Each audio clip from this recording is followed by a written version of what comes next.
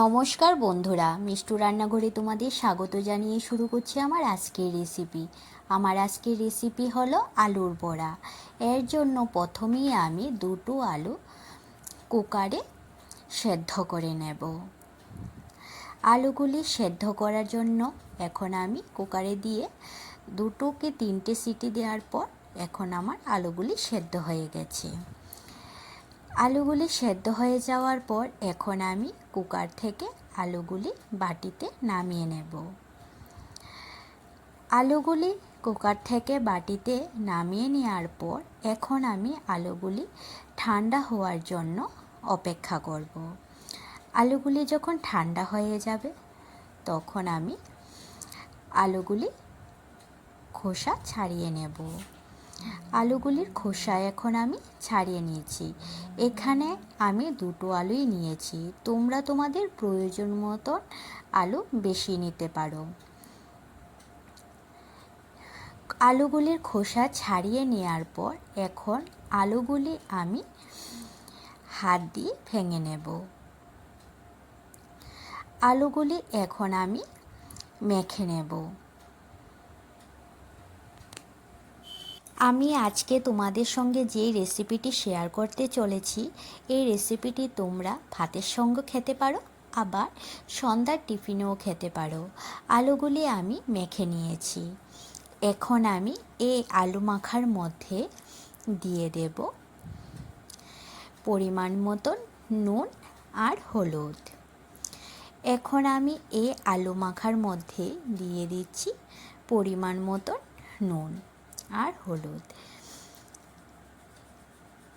এখানে আমি দিয়ে দিচ্ছি হাফ চামচের মতন হলুদ আর দিয়ে দেব হাফ চামচের মতো নুন।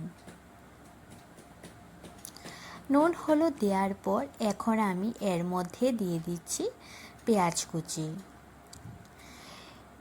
এখানে আমি একটা বড় সাইজের পেঁয়াজ কুচি করে দিয়েছি আর দিয়ে দেব এক চামচের মতন কাঁচা লঙ্কা কুচি। ঝালটা তোমরা তোমাদের পছন্দ মতন কম বেশি দিতে পারো। নুন হলুদ পেঁয়াজ আর কাঁচা লঙ্কা দেওয়ার পর এখন সবগুলি আমি আলুর সাথে ভালোভাবে মেখে নেব। আলুর সাথে যখন ভালোভাবে মাখা হয়ে যাবে তখন আমি এর মধ্যে দুটো ডিম ভেঙে দেব। ডিমের পরিমাণটা যতটুক লাগবে ততটুক তোমরা দিতে পারো, বেশি পাতলা করলে চলবে না। যাতে তোমরা বড়ার শেপ দিতে পারো সেই মতনই ডিমটা এখানে আলুর মধ্যে ব্যবহার করতে পারবে। এখানে আমার দুটো ডিম লাগবে, এই জন্য আমি এখানে দুটো ডিম মেখে নিচ্ছি আলুটার সাথে। আলুর সাথে ডিমটা এখন আমি ভালোভাবে মিশিয়ে নেব। আমি যেই রকমভাবে এই আলু মাখাটা করছি সে একই রকমভাবে যদি তোমরা আলু মাখাটা করো তাহলে এই আলুর বড়াটা খেতে খুব ভালো হয়। এখানে আমি আলু মাখাটা পাতলাও করিনি আবার ঘনও করিনি।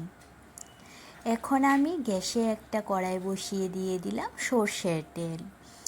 তেলটা গরম হয়ে যাওয়ার পর এখন আমি এই বড়াগুলি ভেজে নেব। এখানে আমি সর্ষের তেল ব্যবহার করছি, তোমরা চাইলে সাদা তেল দিয়েও করতে পারো। তেলটা গরম হয়ে যাওয়ার পর এখন আমি একে একে সবগুলি বড়ার আকারে তেলের মধ্যে দিয়ে দিচ্ছি।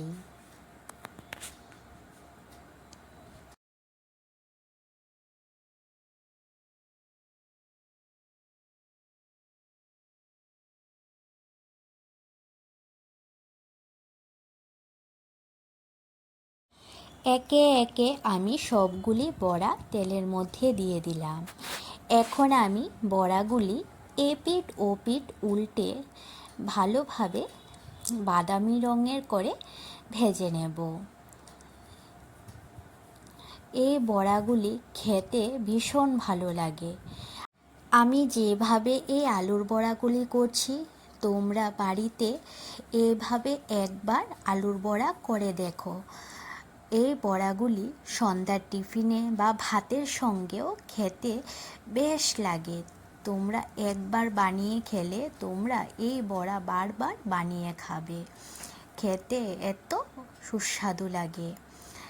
এই বড়াগুলি আমার ভাজা হয়ে গেছে। এখন আমি বড়াগুলি প্লেটে নামিয়ে নেব।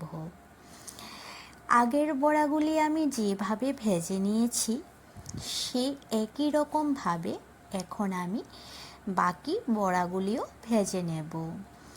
বাকি বড়াগুলি ভাজার জন্য এখন আমি এই তেলের মধ্যে বাকি বড়াগুলি দিয়ে দিচ্ছি।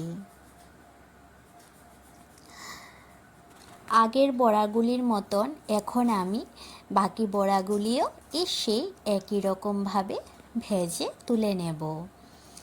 আমার এই রেসিপিটি তোমাদের কাছে কেমন লেগেছে তোমরা অবশ্যই জানাবে, আর ভালো লাগলে লাইক আর সাবস্ক্রাইব করে দিও। আমার ফেসবুক পেজ মিষ্টু রান্নাঘর, এই পেজটি ফলো করে দিও। ফেসবুক পেজের লিঙ্ক আমি ডিসক্রিপশানে দিয়ে দিয়েছি। আর আমার এই রেসিপিটি যদি ভালো লেগে থাকে তাহলে বাড়িতে অবশ্যই একবার বানিয়ে খাবে আর পরিবারের সবাইকে খাওয়াবে, খেতে ভীষণ ভালো লাগে। বাকি বড়াগুলিও আমার হয়ে গেছে। এখন আমি বাকি বড়াগুলিও প্লেটে নামিয়ে নিচ্ছি।